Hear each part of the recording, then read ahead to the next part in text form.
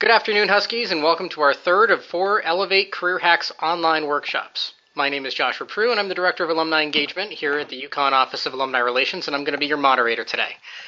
Today's workshop features a State of Connecticut Department of Labor expert, Patrick Flaherty. Before we begin, though, we want to just give a couple of housekeeping items to help you manage your participation. As always, there's an opportunity to ask questions by typing them into your question box on your control panel. Feel free to type them in as you think of them, and we'll get to as many as we can throughout the presentation. Second, a short survey is going to be sent to you as a follow-up. We appreciate it if you can fill the survey out so we can continue to bring you the types of programs that you're looking for. Third, the presentation is being recorded, so please visit our YouTube page at youtube.com/UConn Alumni sometime later this week or early next week to review the previously conducted presentations. And of course, last, for wherever you are across the country and the globe, make sure you check out uconnalumni.com/events so that you can check out what's happening in your area. That being said, I'm happy to introduce our presenter today. Patrick Flaherty is the Assistant Director of Research and Information at the Connecticut Department of Labor, where he is part of the leadership team of the state's Labor Market Information Unit. Prior to his promotion of Assistant Director, he was an economist in the Office of Research, where his responsibilities included occupational projections and long-term industry projections. He received his bachelor's degree in social studies from Harvard University, as well as his master's degree in economics from the University of Connecticut. Patrick's research interests focus on displaced workers and human capital development. He has authored several manuscripts for the Office of Research and has given many talks and presentations to business job seeker groups. He's also adjunct faculty at the University of Connecticut, where he is teaching principles of microeconomics at UConn Hartford during the spring 2018 semester. Among his experiences, Patrick has worked for 14 years for Fleet Financial Group and its predecessor companies, where he was vice president and senior economist. And he also served for 10 years as a state representative in the Connecticut General Assembly. Patrick, thrilled to have you and all your expertise with us today. So thank you so much for joining us, and I'll turn it over to you. Thank you, and thank you for letting me be part of this webinar. I'm in a room I've never been in before, and I'm using equipment I've never been used before. So if you have difficulty hearing me, just type in the question box, and Josh will let me know that I need to make an adjustment. But I'm hoping everything's going to work well. So as Josh mentioned, I'm the Assistant Director of Research at the Connecticut Labor Department, and I have basically a two-part talk. The first part is going to talk about what we see happening in the economy and in labor trends, and then the second half is going to talk about some of the specific tools for job search and career planning that we have on our website. And while, of course, it's Connecticut-focused, it's the internet. These tools can be used anywhere in the country or really anywhere in the world in terms of accessing job opportunities and making decisions about future careers. So I usually start off with some sort of a joke. It's tough to do that on a webinar because I can't see whether you're laughing or not, but I did have a little cartoon here about, again, a misinterpretation about somebody talking about what their future career might be. And then let's get right into it. So the good news is that the unemployment rate is back down to basically where it was before the Great Recession of the late 2000s. And we're really at what's considered full employment, both nationally and in Connecticut. Spoiler alert, job growth in Connecticut has been slower than the nation as a whole, and yet our unemployment rate isn't much higher, which tells us that we have, in addition to a job growth problem, we have a population issue as well. And I'll have a lot of detail to talk about that in just a few minutes. Continuing on with the national picture, we've had a good string of job growth. Really, it's a record number of months where job growth has been positive, and a number of folks starting a new job every month is getting towards a record high. We have about 5.5 million people in this country start a new job every month. Now, as you can see from the darker line, about more than 5 million people leave or lose their job every month. But the vast majority of those who are separating from work are doing so voluntarily. They're either retiring or they're moving on to other jobs, or for whatever reason have decided to leave the labor force for a little while. The number of involuntary layoffs and discharges is really back down to where it was before the recession. And so most of the separations are voluntary, and as I mentioned, the hires are at a near record level. And one thing that is at completely a record level is the number of job openings. Over 6 million job openings in this country right now. For those of us who are in the workforce development side, it's a very frustrating number. We are concerned that employers are telling us that they want to hire and yet are unable to find the people that at least that they're willing to take on, to take those positions, at least at the wage that they're willing to offer. There's been a lot of research into the question of why the number of openings is so high. Is it because folks are stuck in a house they can't sell, or it's because we now have 2 career households and one spouse is unwilling to move? Employers tell us it's because they can't find people with the right skills, and others of us, and I think I'm in this camp, is that really it's a wage issue. Employers say they want to hire folks, but they're not willing to raise the wages to actually get folks to take the jobs that are being offered, at least for the skills that and experience that they're looking for. It is kind of a real puzzle that we have a high number of openings, we have a very low unemployment rate, and yet we've seen very little increases in terms of wages, at least so far. There's some signs that might be changing, but it hasn't changed yet. Connecticut has also been recovering from the Great Recession, but we have yet to regain the number of jobs that were lost during the recession. The private sector has, so all of the difference between the previous peak and today's employment is all on the government side. State government has been shrinking, local governments have been shrinking, and we've even had a little bit of shrinkage on the federal side here in Connecticut. And as I mentioned, our job growth has really been underperforming, at least compared to the nation. We entered the Great Recession the same time as the country. Our job decline was about the same as the nation's. We turned around about the same time as the nation, but then since then, our job growth has been significantly slower. And Connecticut's really been slow compared to our neighbor state, Massachusetts, which didn't decline as much as we did during the recession and has had spectacular job growth since.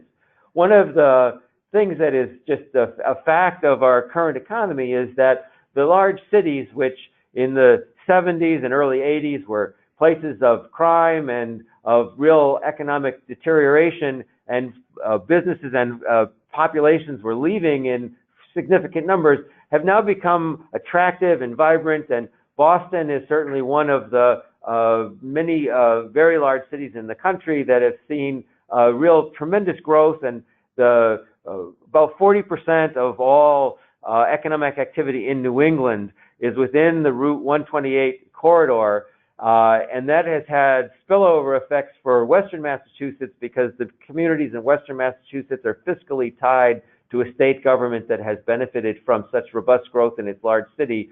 Connecticut cities, which have actually participated in some of the urban revival that we've seen throughout the country, just haven't been large enough or aren't large enough to take on the kind of spectacular growth we've seen in places like Boston and other large cities in our country. However, the employment population ratio, the number of people in Connecticut who are working, is well above the national average, and we are right at the same level as Massachusetts. So it isn't just a question of labor demand in terms of jobs, but it's also a question of labor supply. We don't have the job growth that we see to the north, nor have we had the population growth that we see to the north. And to solve or to get Connecticut to grow faster, we need to think both in terms of helping businesses expand and try to hire more people, but also trying to create incentives for people to either stay or move to our state. One of the, just to continue on the comparison a little bit, back in the 80s and 90s, Connecticut was really in the top tier of states in terms of education level. We are still a state that has a significantly higher than the national average education attainment level. But as you can see from this chart, we've moved from being like Massachusetts to being more like New York. New York has seen good growth. There's nothing wrong with being like New York. New York has a very educated workforce, as does Connecticut. but we're not at the exact top of the states as we were 30 years ago. As jobs have grown over the past, since the end of the recession, we have seen some changes in sectors. So just to have a chart that's going to come up with all of the sectors. So Connecticut had a pretty slow year last year, some pretty good growth at the very beginning of 2018. And as you can see, the private sector has had spectacular growth over the last couple of months.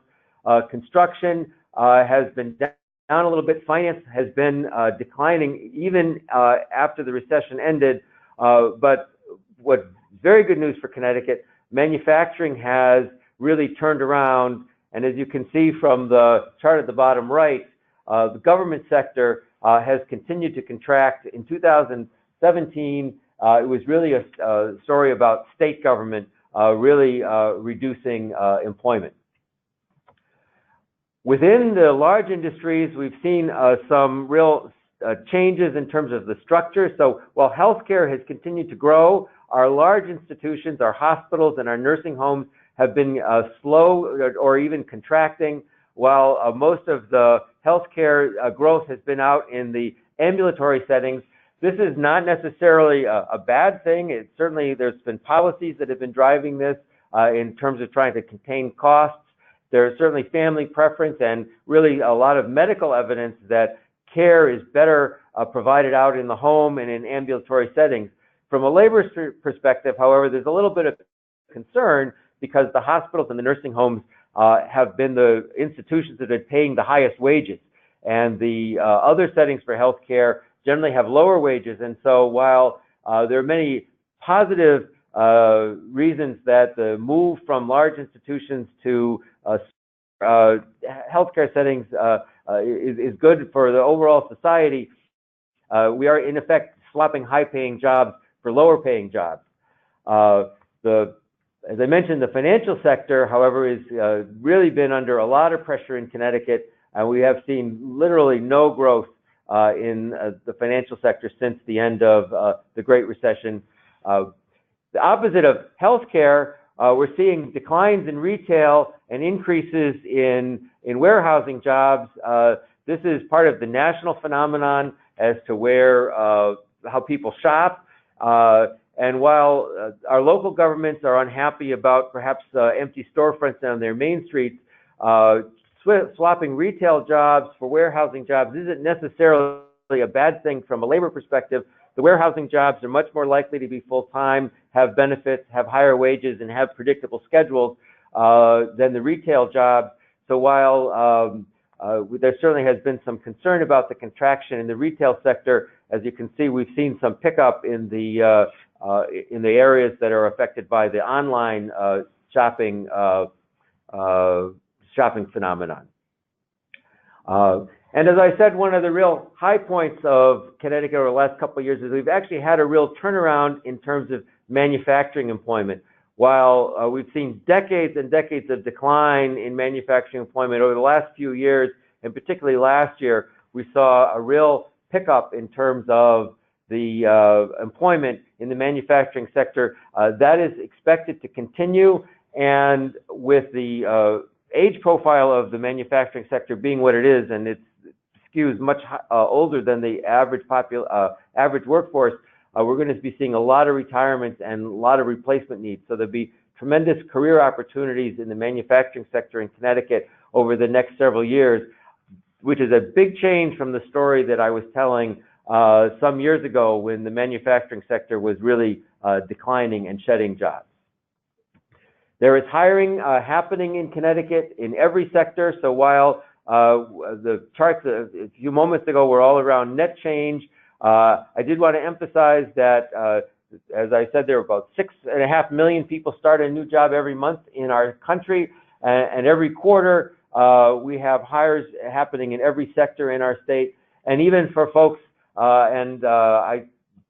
we spend a lot of time in the Labor Department helping people transition who have had successful careers in one industry that maybe that job has ended and they need to find something else.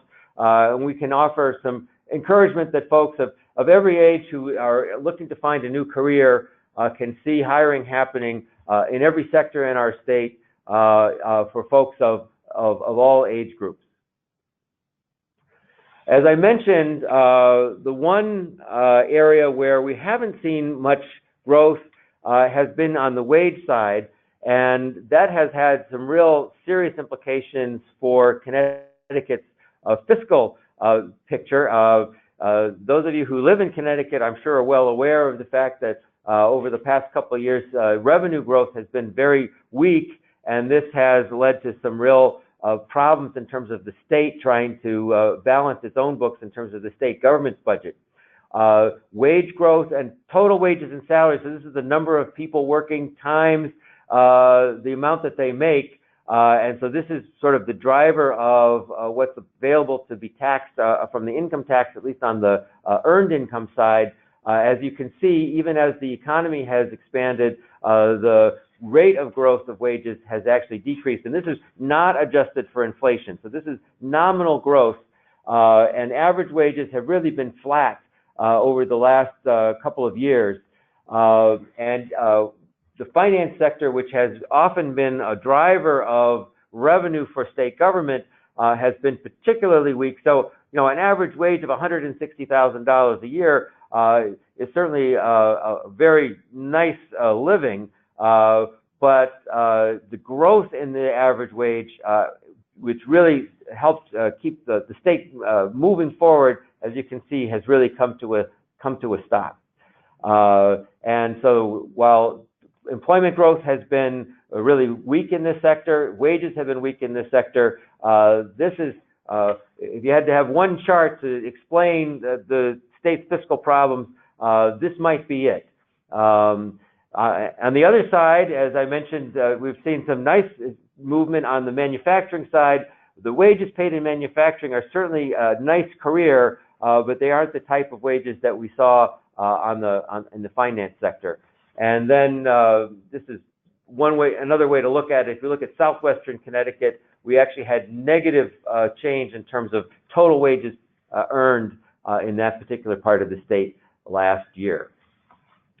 Our, as I mentioned, the issue in terms of employment growth has to do with both demand for workers coming from our companies and industries, and also for the fact that we may not have the people available to take those positions. The unemployment rate is low. The employment population ratio is well above the national average and is comparable with our state, Massachusetts, which has seen, as I mentioned, really spectacular job growth over the last few years. We really do have a population issue in Connecticut and really throughout the country. It isn't just a question of people leaving Connecticut. There has been some of that, but it's really been, you know, it's a very, very small number of people. The real issue has been that we've had a very significant decline in the birth rate that has persisted for many years. And so we're now in a situation where the folks that weren't born are not obviously available to enter the labor force and take some of the jobs that would have been created if we had the people to take them. These projections are done by the University of Connecticut's the Connecticut State Data Center. It's actually physically located in the Hartford Public Library, where the University of Connecticut now has a very significant presence. And so our colleagues at the Connecticut State Data Center are projecting fairly slow population growth for Connecticut over the next 30 years. I will be, don't have to look at the YouTube video. Anyone that would like, I'd be happy to send you these slides so you can study them in some detail, but you can see that the school-age population in Connecticut and the young worker population in Connecticut is projected to be on a downward trend over the next decade or so. Growth is not going to be even across towns, and I know this slide is very hard to read, but I just wanted to get you the visualization. And then here is the list. We're going to see significant increases in population in places like New Haven and West Haven and Manchester and Bridgeport. And again, the Connecticut State Data Center is projecting declines in towns like Greenwich, Westport, Monroe. Now, they will remind me that when we talk about population, it's your reported residence population. We're not expecting to see, abandoned housing in places like Greenwich. If a person owns a house in Greenwich and decides to spend a majority of their time in some other state, they're going to report to the Census Bureau that their state of residence is someplace other than Connecticut, and it will count as a decline in population in our state, even if they continue to own that property and perhaps spend 5 months and 2 weeks or so of their year in that place. But still, there is change happening, and if we look at the towns that are expected to grow and the towns that are expected to decline, and think about the types of municipalities there are, we're going to see we have some change coming to our state.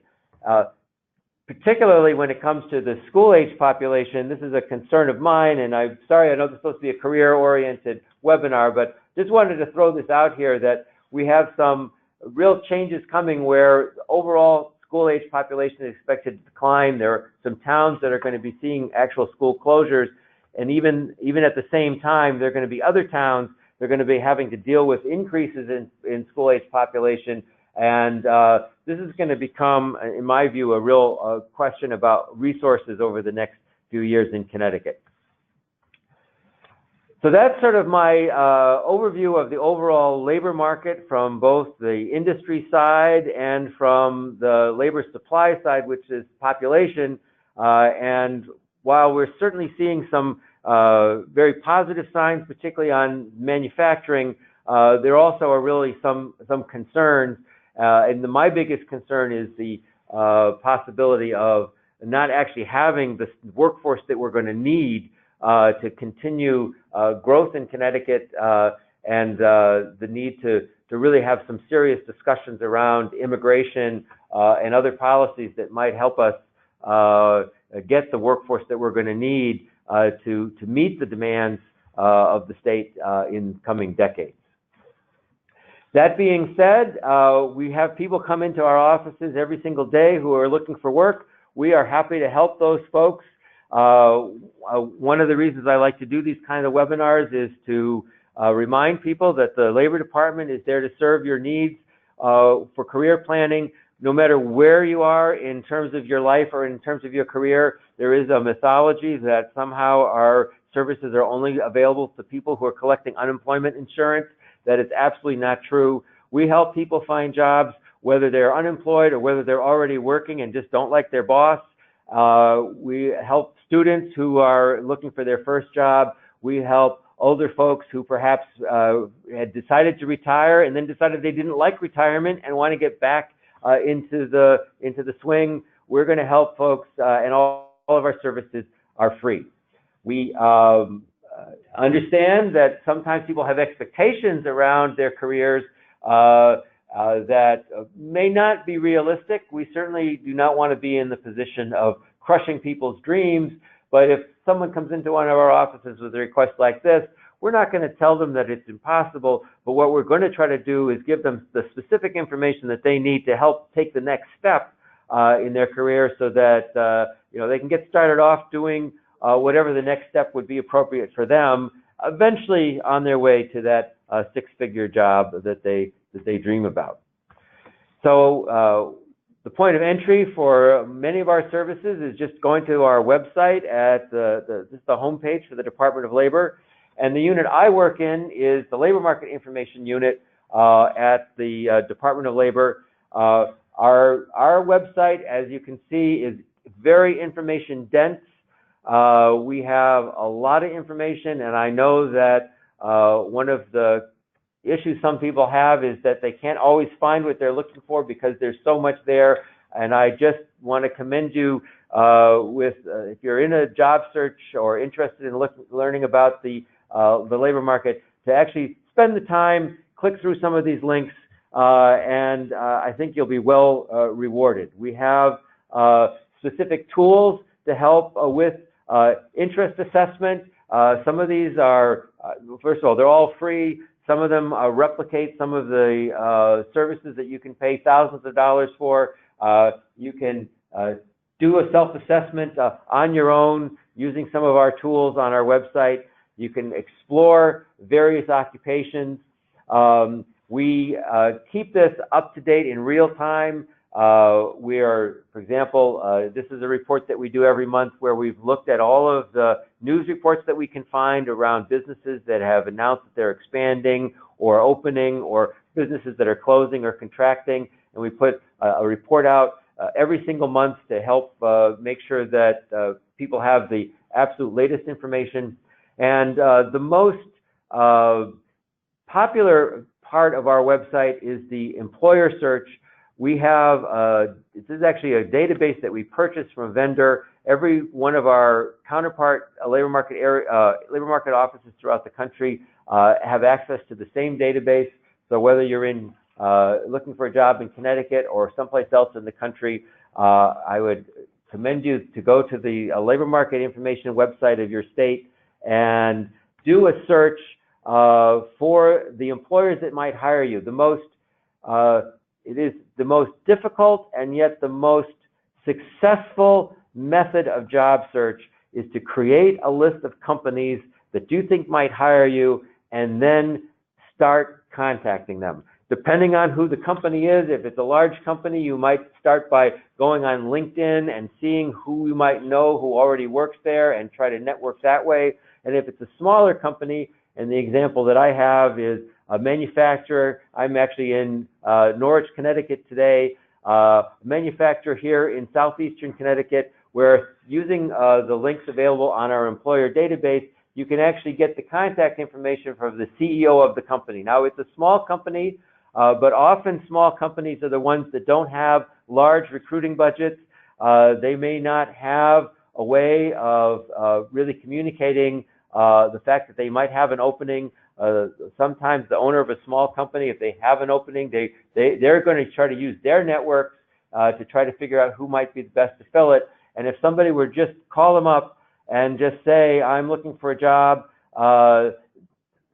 unfortunately 99 times out of 100, that call is going to be a failure. But if you're looking for a job, you only need one. And I will always encourage you to make this list, start going through and contacting these companies, and that one company where you happen to hit that person right at the day that they're looking for just the skills that you have to offer, it really has, it is a tremendously successful strategy for those that pursue it. And it is a lot of work, but we make the information available, the contact information for all of the employers in Connecticut. And as I said, this is part of a national program.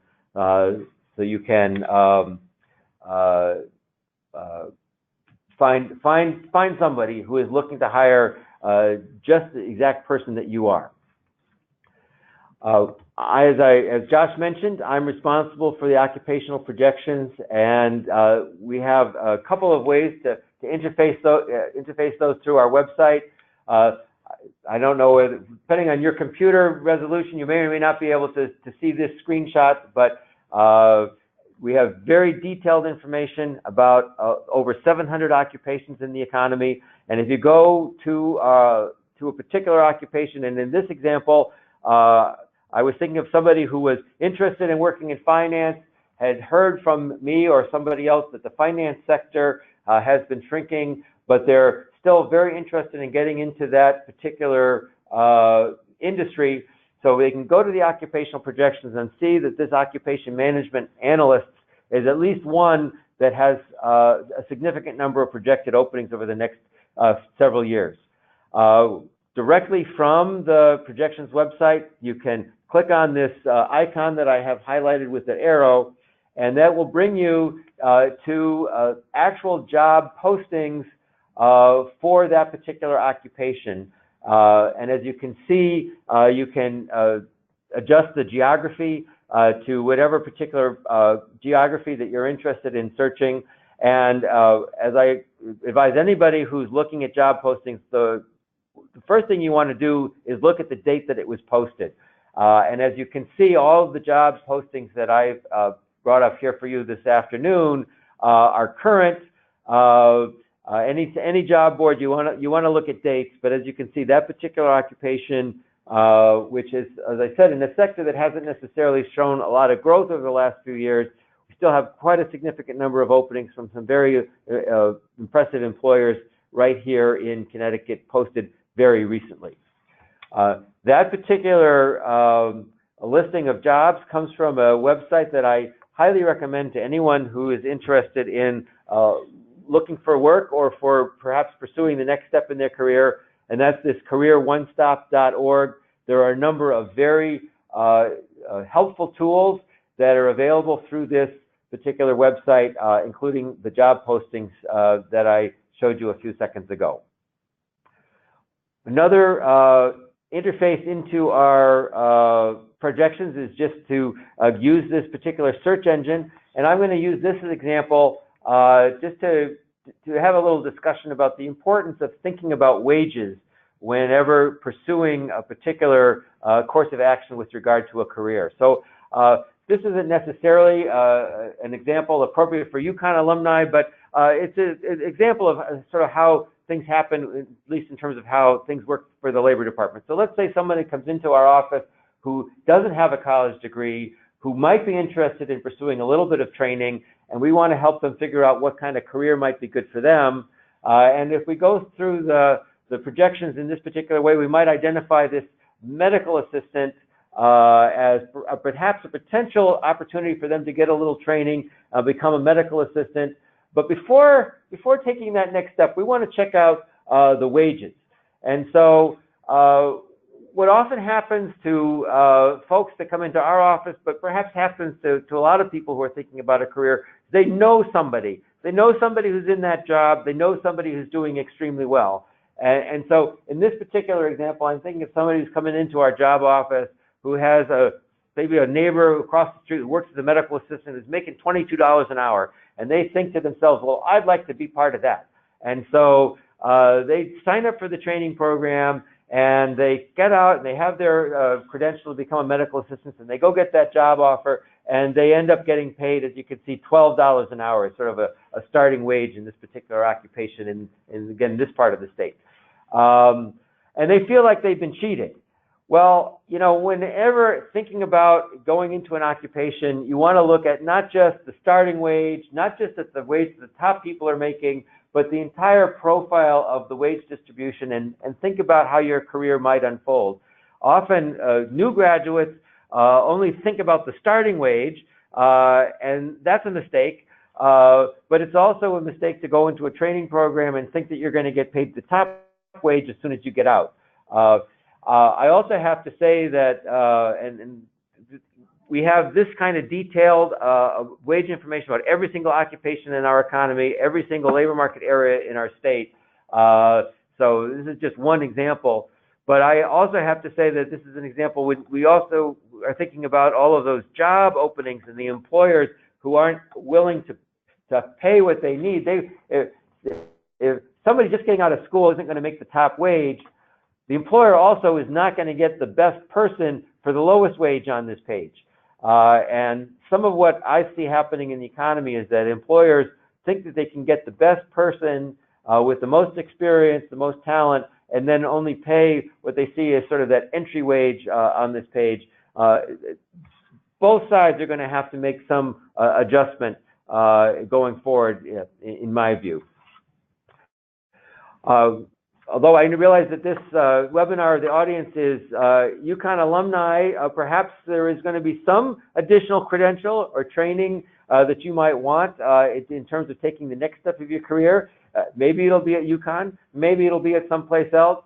We have information through the Office of Higher Education on all of the programs and schools in Connecticut, obviously including UConn. And this is just an example of all the number of the schools. That's only one page of all the schools and training programs in Connecticut available for somebody that wants to pursue an interest in accounting. This is just one example. We have our search engine. It works very well. I know this looks a little retro in terms of the graphics, but the data is absolutely up to date. We update it every single week, and the functionality of the search engine is really state of the art. And so if you're looking for a particular course, you're looking for a particular school, if you're interested in maybe moving into a new occupation and you need just a little bit of training to get you there, we can help you find the right place. Maybe it'll be UConn, where you can get that additional education that you need.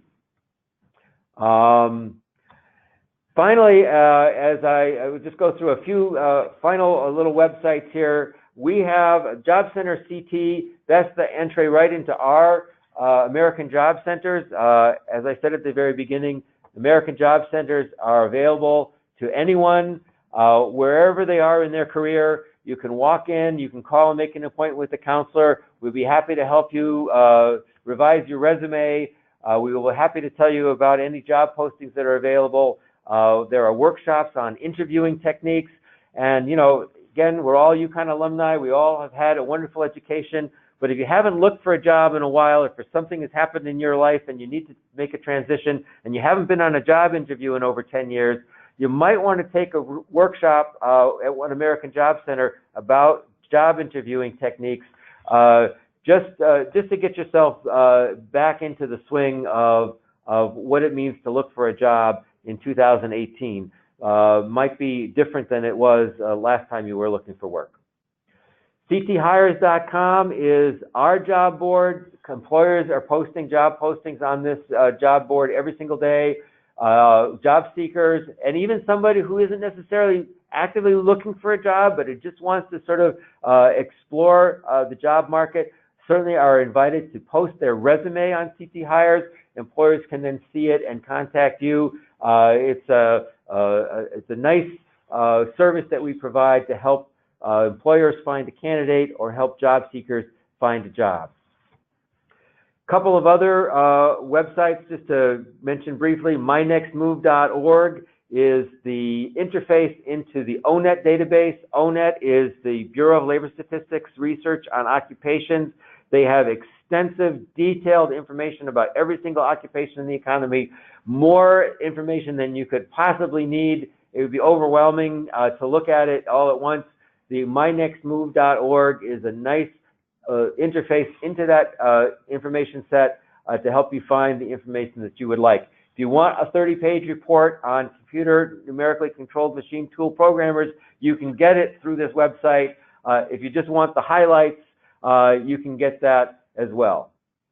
myskillsmyfuture.org is a website that was developed by our counterparts in Minnesota. It has been national now for several years. And this is a website specifically designed for folks going through a transition. Let's say something were to happen to me and I were to lose my job at the Labor Department. I'm an economist. I need to find another job. If you put whatever your current or past job is into this just little box and you hit that red button, what it does is it looks at the skills, in this case the skills an economist has, and matches them against the skills that are being sought by folks who are looking for employees. And the idea is to make you think about occupations that you might not have considered. I think of myself as an economist. It turns out an economist has many of the same skills as a financial analyst. I might not have thought of myself as a financial analyst, but it turns out that some of the skills a financial analyst has and that an economist has are the same. Or operations research analyst. Again, making me think, if I'm looking for a new job, think about considering some occupations that I might not have thought of right at first blush. Occupational Outlook Handbook. This is a publication that the Bureau of Labor Statistics used to publish. It was a big phone book kind of book that I actually have the last edition ever published on my desk at work. It is now completely online, has been for many years, and this is a very nice resource for, again, a way of looking at the occupational research that's been done by the Bureau of Labor Statistics. We have a number of publications that we put out through the Office of Research at the Department of Labor. They're all available for download for free as PDFs. In some printed copies are available in some circumstances. One commercial I would give for those of you who are interested in this type of information, we will be happy to send you one email per month with all of the publications and data from the Office of Research. It is not a listserv. It is a distribution list managed by an actual human being. So if you would like to be on this list, you just send us, and I'll have my contact information at the end. Send me an email. We'll be happy to add you to the list. We will not share your email with anyone else. You will not get any spam. You will get one email from us a month. And anytime you don't want to get any more, you just ask and say, please don't send this to me anymore, and we will stop. Easy on, easy off. It's not automated. It's the actual human being that runs this distribution list. So that's the last slide. I actually haven't stolen a whole hour out of your life, just about 45 minutes. I hope that some of the information will be of use to you or just of interest for those of you who are interested in what's happening in the economy and in the Connecticut labor market in particular. I'm happy to receive emails and telephone calls from anyone at any time. I serve the public. We get questions from the governor. We get questions from high school students working on papers. We try to treat all of our callers, all of the people who contact us equally. Okay, I'll be honest, the governor gets a little bit of a faster turnaround than the high school student, but the high school student is going to get some help as well. We are happy to take calls and emails with questions, and particularly if you're on our website and you're lost in the huge amount of data we have and can't find what you're looking for, I would really urge you, just pick up the phone, give me a call. I will tell you, click here, click here, click here, and you will be able to find what you need. We understand that with so much information available, sometimes it's hard to navigate through it all. And we have actual human beings, myself being one, who are there to help you get the information that you need. So I think that's it. Josh, did you want to say a few words, or want me to just plug the next talk? Sure, we can plug the next talk, and then there was a couple of questions that did roll through, but okay.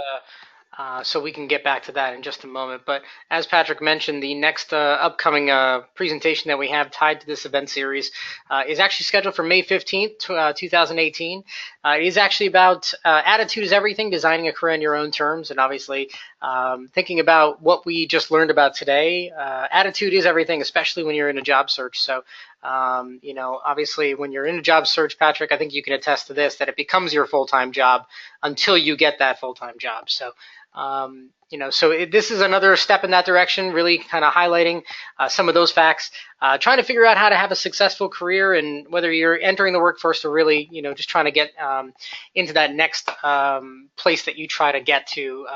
Attitude really impacts that whole thing. So, so that's pretty much where we're going to be talking about on May 15th, and that's the last of the series for the season. So, Patrick, if you want to go back to your information, obviously that way we have that up on the screen. The question that I do have in front of me here, Greg is asking if you are familiar with any interest, skills, and value assessments, if there are any free ones out there. Something similar to Clinton StrengthsFinder. I'm sure Myers-Briggs is one of those kind of areas as well. But obviously, if there's anything free that you might be aware of that we could direct folks to. Well, yes, as I mentioned, if you go to our, I won't go through the whole thing again, but if you go to ct.gov.dol/dol and then click on labor market information and then go to the job and career connection, the first link is a set of some of those self-assessment tools. If you have a particular issue with regard to your own skills, if you, and again, this would be true anywhere in the country, the American Job Centers is a national program. Obviously, it's a state-federal partnership, but if you will go into the American Job Center, again, for free, the counselors there may have, again, would know specific, if you're interested in engineering, or if you're interested in some particular field, there are different skills assessments for each of those fields. Again, it would be the folks at the American Job Centers that would be able to help you with that. If somebody wanted to call me, and I could put them in contact with the folks out in the field that could help them with that. But I don't have off the top of my head exactly a recommendation for an online one, but I do know that the counselors in our job centers who I speak with on a regular basis are constantly helping folks with those exact kinds of questions. I need to know exactly where I stand in terms of this particular industry that I'm interested in, and they have the different assessment tools available to them. All right. Another quick question, obviously pertaining to the presentation. The presentation is going to be in a video format. Patrick will have the presentation available if you want to contact him. I will obtain a copy as well and send those out to anybody that makes that request as well. So we will get this to you in various formats. So at this point, if there are any other questions that are coming through, please feel free to type those in. And again, Patrick, I mean, you went through a lot of information today. I think some of the biggest takeaways that I took away today really just impacted the amount of information, the amount of resources that are actually free and able to be utilized by anybody. The CT Hires and My Skills, My Future, some of those tools and tasks, I think, are things that people always think about. I'm in X industry, but I really am curious what else is out there for me. Just typing in economist and seeing all the different strengths that might come from that and the areas and the skill sets that might be, related to other positions. I think that's something that truly is a valuable resource as you try to expand what you might be looking for in your job search. So that being said, nobody else jumped in with any other questions for the time being. So Patrick, will take you off the hot seat for now. And we thank you so much for joining us and sharing your expertise. And thank you to everybody for joining us for this presentation today. Patrick, once again, thank you so much for taking the time out of the day and the work and effort you put into making this possible for us. Thank you, Josh. It was certainly a pleasure. All right. Thank you very much. We'll see everybody next time.